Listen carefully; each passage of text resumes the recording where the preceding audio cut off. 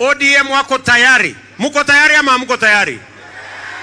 Mulisikia baba alituambia kuna safari ya Canaan. Mulisikia ama hamkusikia?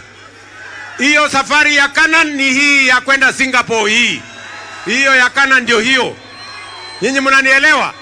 Na kabla baba hajaondoka, tulikubaliana na yeye ya kwamba tutaondoa Kenya from a third world country to a first world country, and we have the plan. Na vile Kajwang amesema, tuko na merikebu ya ODM na UDA na Kenya Kwanza, na tutatengeneza serikali ambayo iko na maono, iko na mpango, iko na sera, iko na agenda ya kutoa Kenya third world kupeleka first world. Nyinyi watu wa Homa Bay muko tayari? Homa Bay muko tayari? Zamani nilikuwa nasikia wakisema ODM, unasema muko tayari. Kweli muko tayari ama muko tayari nyinyi? ODM.